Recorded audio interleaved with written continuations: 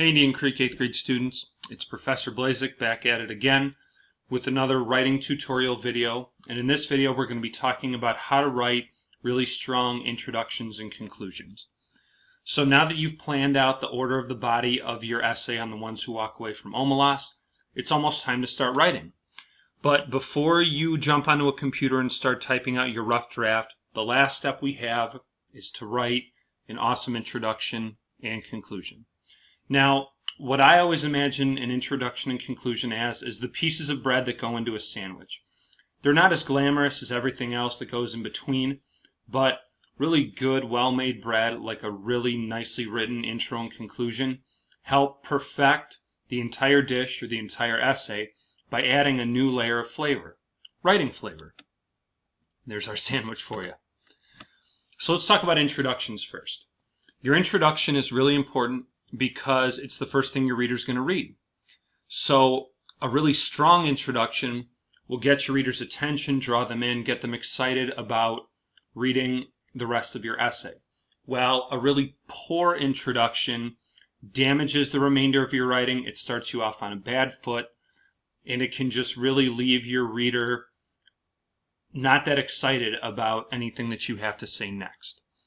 So your introduction, because again it's your first impression, is going to lay out exactly what your essay is going to focus on, and there are three parts to an introduction. First part is an attention getter, should be about 2 to 3 sentences.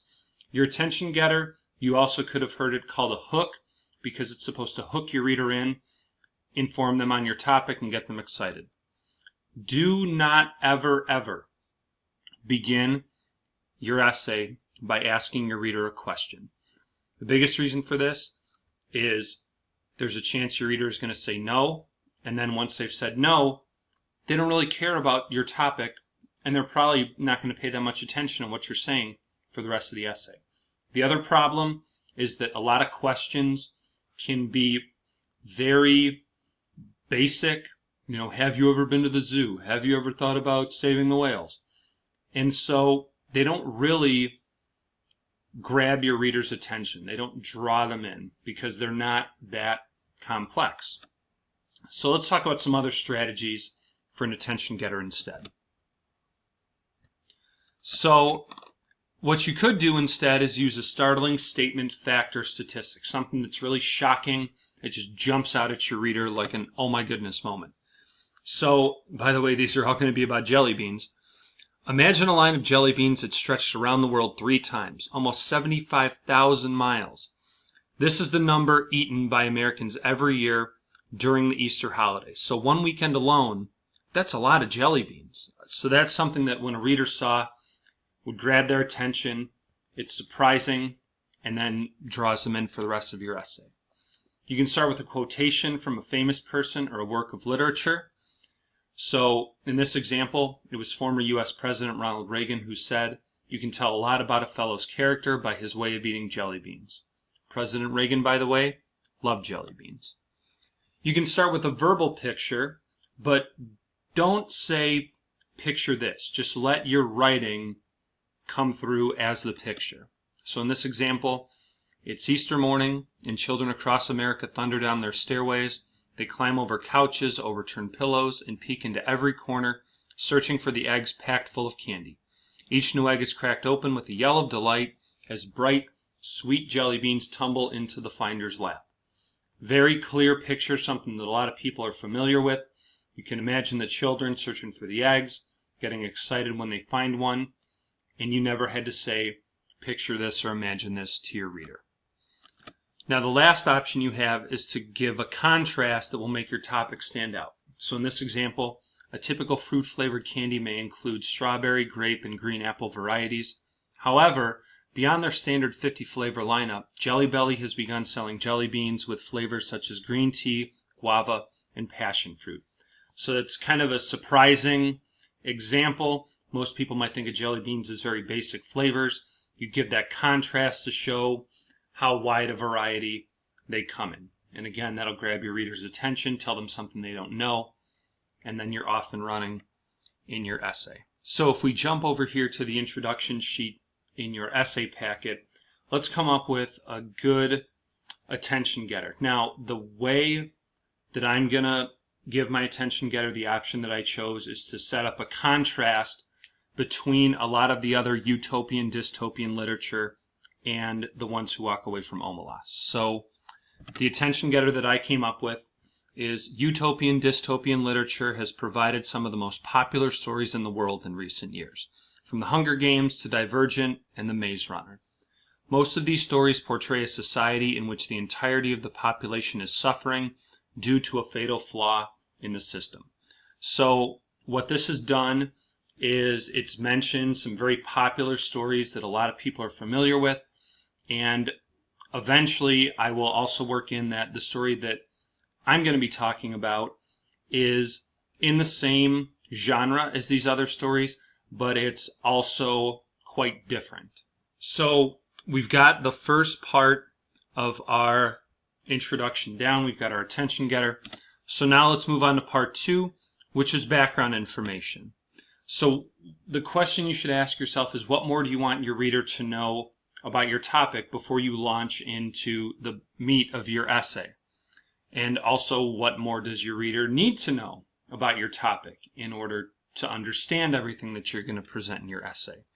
So the things you should make sure you mention are the title of the short story, the author's name, and give a brief summary of the story, that Omelas is a utopia that relies on the child's suffering. This is all information that your reader needs to understand. If they haven't read the story, then obviously they need to understand what's going on in order to grasp your argument when it comes to the second half of the body of your essay. So now if we jump back to our introduction sheet, we want to give some background information, mention the author's name, the title of the story, and just give a little bit on what's happening in the story so that your reader understands exactly what you're talking about. So the background information that I've included, we can scroll down here, starts right here. It says, in Ursula K. Le Guin's The Ones Who Walk Away from Omelas. There's the title of the story, there's the author. However, the majority of the population in the city of Omelas is thriving, leading lives of happiness and prosperity. The one exception to this way of life is a single child who has been locked away and forced to live a life of horror as a means of keeping the remainder of the society living in perfection. This story poses a question of if the sacrifice of one is worth the gains made by all others, and whether or not the society should remain the same or forego the child's suffering and allow itself to be torn away from its current existence. Now, this is a large amount of background information, but it describes the story and also gets your reader in the mindset of the overarching question, which is, as we talked about in class, is it worth keeping the child in its existence so that everybody else can lead perfect lives, or is this something that needs to change? So this will lead right into what you're going to talk about in the second half of your essay. So now we've got part 1 and part 2 of our introduction all set to go.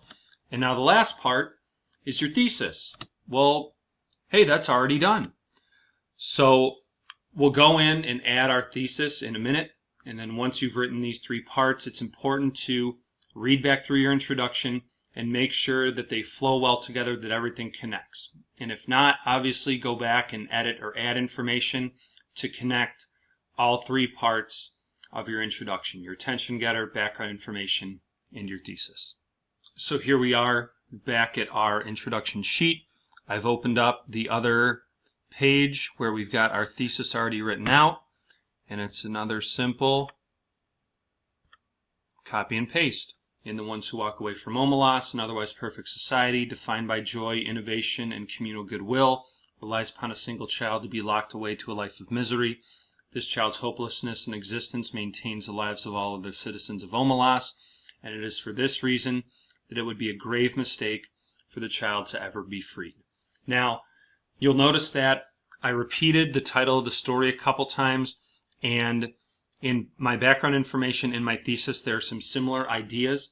This is fine because your main ideas are something that your reader really needs to understand by the end of your introduction so that they know what to expect for the rest of your essay. Now, you'll notice if you read through that I never put anything in exactly the same words. That would be bad because you don't want to be repeating yourself, but it's okay if you're repeating similar ideas and obviously the title of the story, again, just because you want to make sure that you're really hammering home your main points. You don't want to make your writing too vague or confusing because, again, this can turn off a reader.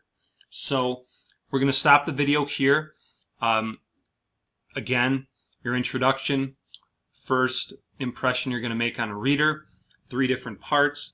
And as long as you put the right amount of work and information into all 3 parts, you can churn out an excellent introduction that's going to lead to an even better essay. So for now, this has been Professor Blazek. I'll see you right back here when you finished up your introduction and ready to move on to your conclusion.